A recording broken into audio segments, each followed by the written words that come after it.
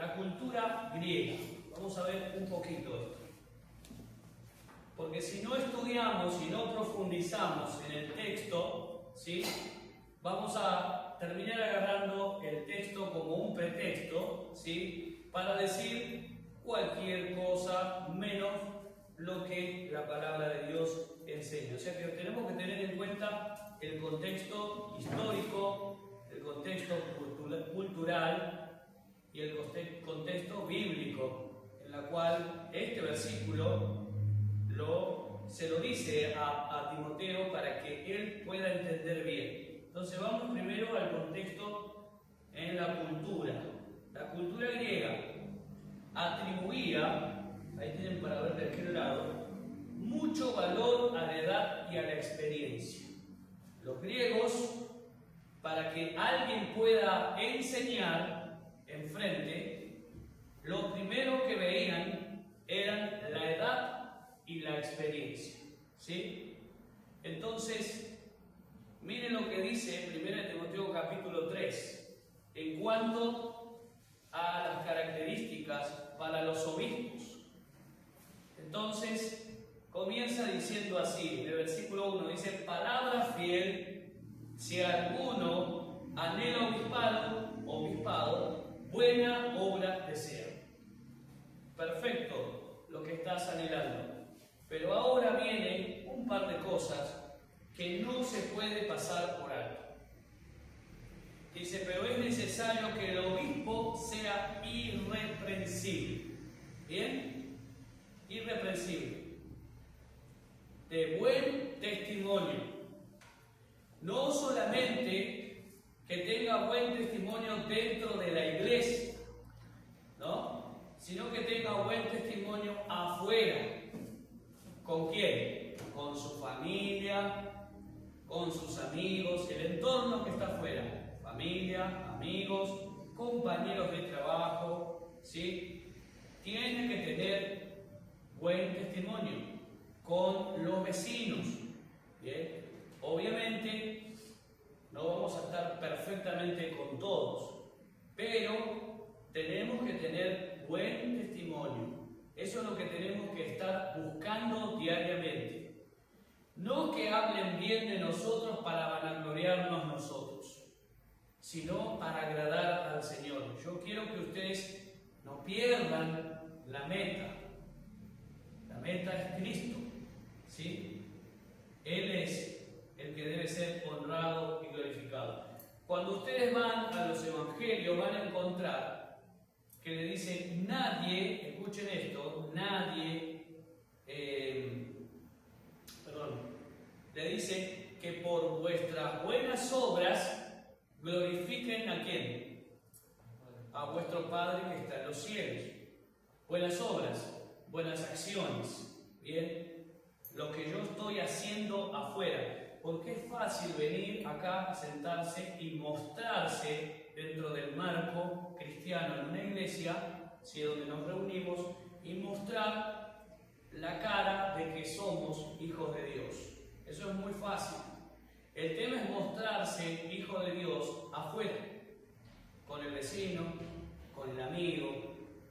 El vecino que por ahí no cree lo mismo que nosotros se va a burlar. El amigo que nos quiere llevar a las cosas del mundo y se va a empezar a reír y burlarse de cómo se te va a ir la vida es una sola, tenés que disfrutarla, te van a decir, ¿sí?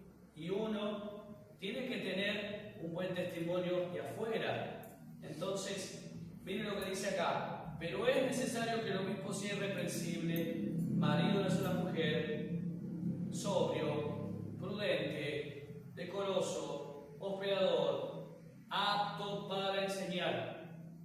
Y esta es la palabra que quiero destacar, la frase esta: apto para enseñar. Entonces, nos estamos metiendo en la cultura griega, donde la cultura griega dice que las primeras cosas que veía en alguien que quería enseñar o ser un maestro era edad y experiencia. Por lo tanto, un joven de 14, de 15 años, un adolescente, ¿qué experiencia puede tener para enseñarle a un adulto? No la tiene. ¿Bien? Su edad tampoco lo acompaña, porque es alguien que está en un proceso de aprendizaje. Si bien los grandes también siguen en ese proceso de aprendizaje, ¿sí? Pero se lo considera de otra manera, se lo considera maduro en ciertos aspectos de su vida. Entonces dice, apto para enseñar, no dado el vino, no pendenciero, no codicioso de ganancias deshonestas, sino amable, apacible, no avaro, que gobierne bien su casa, que tenga en sujeción a sus hijos con toda honestidad. Pues el que no sabe gobernar su propia casa, ¿cómo cuidará de la iglesia de Dios? Y la segunda frase que quiero destacar es, no un neófito. ¿Sí? Un neófito es alguien recién convertido, que no tiene nada de experiencia en cuanto a el Evangelio, en cuanto a la palabra de Dios. ¿Está bien? Entonces son varias cosas que tenemos que ver a la hora de poner a alguien en un ministerio en la iglesia, ¿sí? Entonces, edad y experiencia, apto para enseñar, ¿sí? Y no un neófito, no alguien recién convertido, no alguien que no tenga experiencia en la palabra de Dios y experiencia de vida. ¿Cuál era la edad de Timoteo entonces? Entre 30 y 40 años. Muy bien, se están despertando los jóvenes. Una edad menor según los parámetros de la cultura griega. Esto se medía según los parámetros de la cultura griega. ¿Bien? Ahora, para esto tenía que ganarse el respeto de los demás con su ejemplo. Ahora, no quiere decir que Timoteo no era maduro. Pero ¿qué pasa? Los nuevos creyentes no creían que él tenía la edad suficiente y la experiencia suficiente, estoy hablando de los creyentes griegos, por su cultura, por cómo se manejaban ellos, los 30, entre 30 y 40 años, no era suficiente para que Timoteo se ponga delante de ellos y enseñe, en este caso, la palabra de Dios. ¿Está bien? Consideraban eso. Entonces, por eso Pablo le dice a Timoteo, le está dando la salida para que él pueda, en un lapso de tiempo, que los demás puedan entender que él es realmente maduro en la fe. ¿Amén? Pero él tenía que hacer un trabajo. Tenía que mostrarse como ejemplo, primero, tendría que dar buen testimonio. ¿Está bien? Entonces, 1 Timoteo 4:12 dice, esto manda y enseña, ninguno tenga en poco tu juventud. O sea, hazte respetar, pero no me hago respetar porque tengo autoridad o porque soy autoritario, me hago respetar por dar el ejemplo. Amén. Tengo que dar el ejemplo. Y en este caso, en palabra, es lo que vamos a ver ahora. Timoteo contaba con mucha experiencia para ser considerado maduro. Pero claro, esto era según el punto de vista de Pablo. ¿Por qué? Porque Timoteo estuvo desde la adolescencia hasta grande con el apóstol Pablo, preparándose. Y a veces nosotros no aguantamos 6 meses para que puedan ser miembros, o 6 meses para obtener un ministerio y poder trabajar y servir al Señor. Y Timoteo estuvo desde su temprana edad en la adolescencia hasta los 30, 35 años aprendiendo. ¿Sí? Moisés, 40 años de aprendizaje tuvo, hasta que fue a darle la libertad por Dios al pueblo de Israel.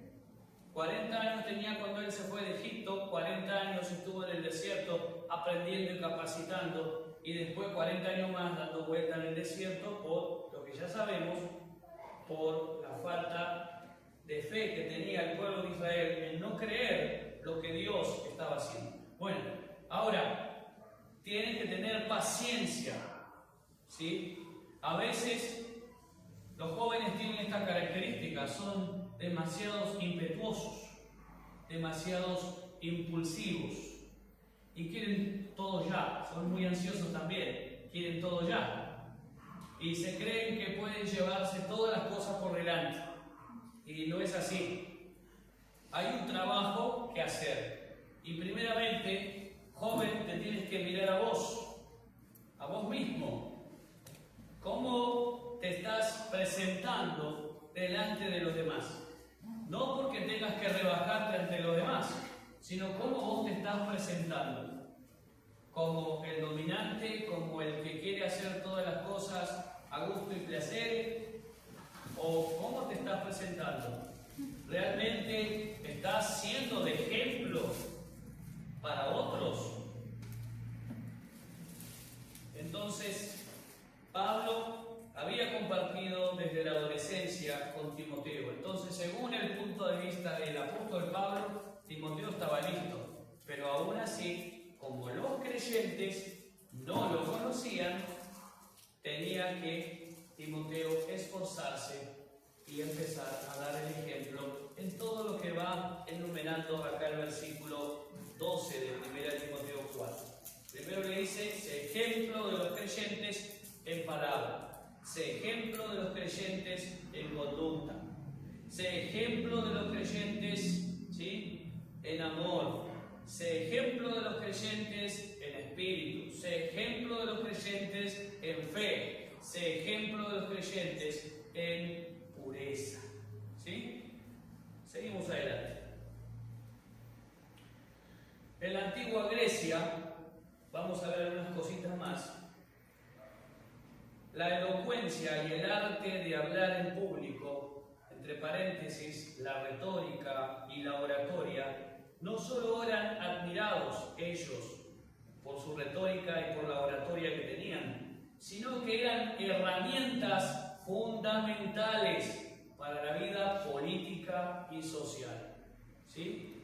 Que eran entonces herramientas fundamentales para la vida política y social.